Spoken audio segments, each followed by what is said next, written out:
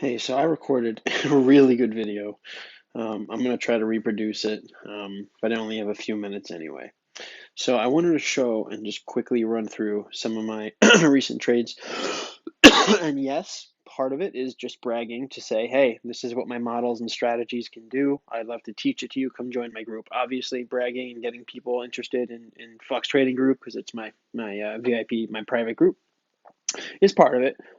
But also, it's I just want to teach. I just want to help people who can't afford to join a private educational group and trading group become better traders. So I want to show you my trades that were successful, and maybe you can see those sorts of formation in future charts, and maybe you can start to use the sort of techniques and strategies that I employ.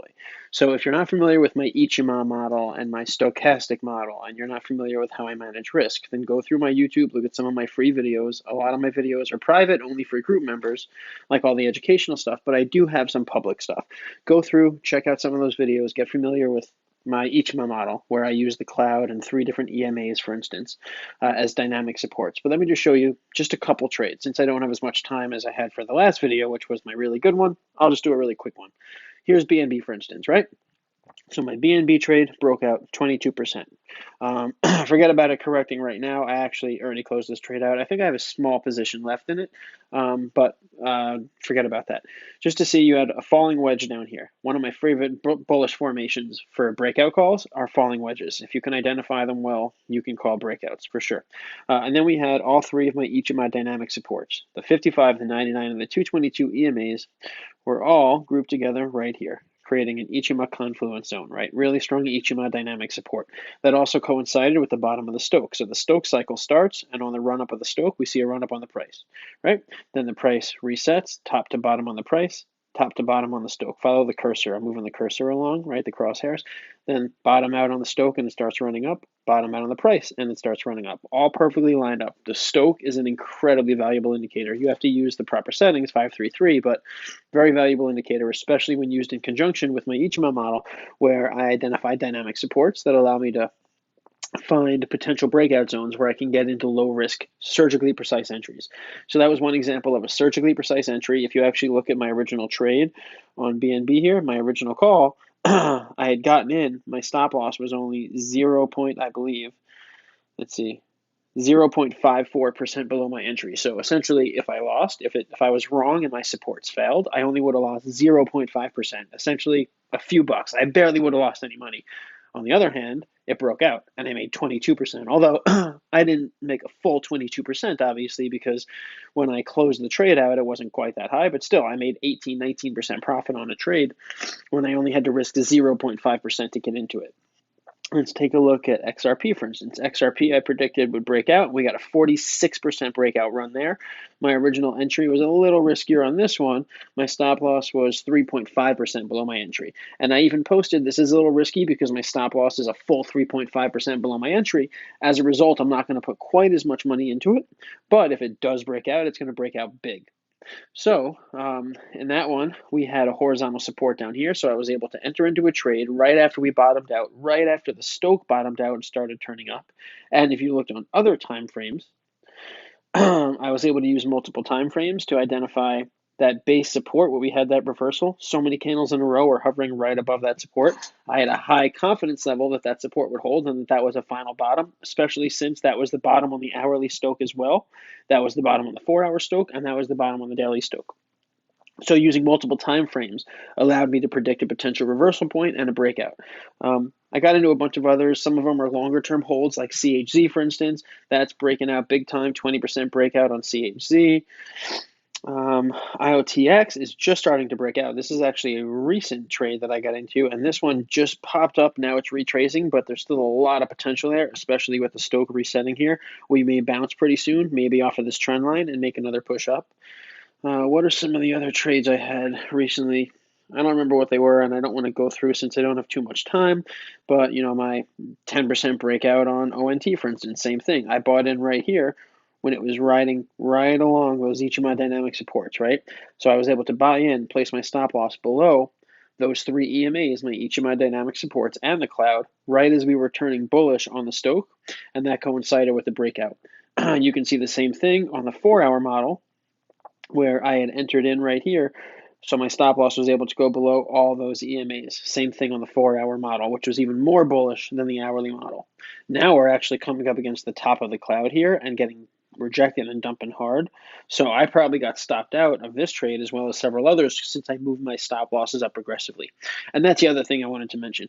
Clearly with my model, using my Ichima model and my stochastic oscillator model, I'm able to predict these high probability breakouts that are low risk, that have a high probability of success, and are surgically precise. A lot of the time I can get in right at the bottom, right as we're turning up for a big bounce, right?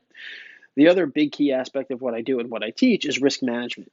And by properly managing risk, by using a stop loss on every trade, by moving that stop loss up to progressively lock in profit, you guarantee yourself gains when other people will take a loss. So some people may have gotten into ONT when I did, and they were up 10% at one point, but they never moved their stop loss up to lock in 7% of their profit. So I was up 11%. I locked in 7.5% by moving my stop loss up and setting my stop loss just a few percent below the top.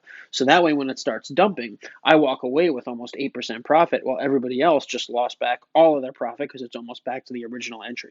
So risk management is very important. You're able to not only reduce your risk and reduce your exposure to prevent taking losses, but you can ensure taking larger profits and guarantee yourself greater gains by following that same principle and using your stop losses to progressively lock in those gains. It works really well in short-term trades. On long-term trades, not so much. There's different strategies for that, which I share with the group all the time. In longer-term trades, I usually move my stop losses much less aggressively, and I follow the higher time frame analyses, so the weekly models and the daily models instead of the hourly and the 4-hour.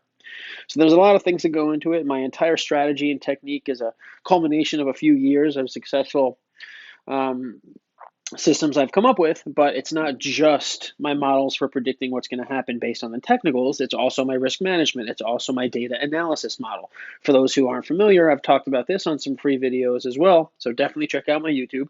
But I have a model called FATAPAMP, FATAPAMP, which means fundamental analysis, technical analysis, market psychology, and people.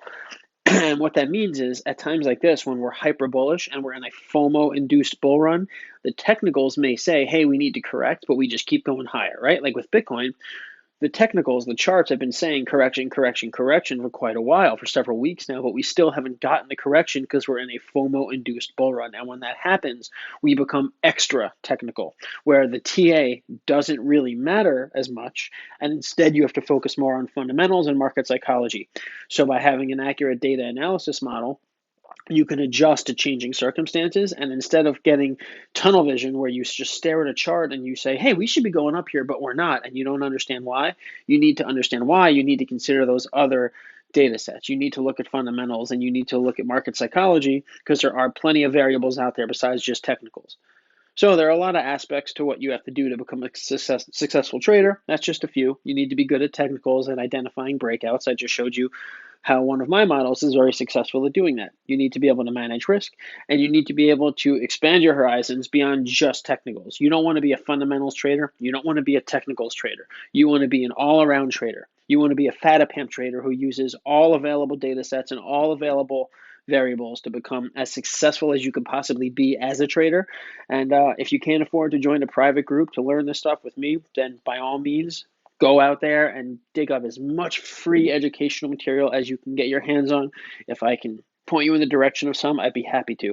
And I will continue to put out free videos here and there so I can help you guys learn too. Hopefully one day you're successful enough as a trader that you can take that next step and join a group. Even if it's not mine, joining some sort of educational group is a really valuable step. And people who say everything is out there for free, there's no need to join a private educational group, that's nonsense, because I can't speak for other groups. There are plenty of groups out there where people are just grifters. In my case, I am really dedicated and I love doing it. I'm far from a grifter. I'm about the most honest guy you'll find.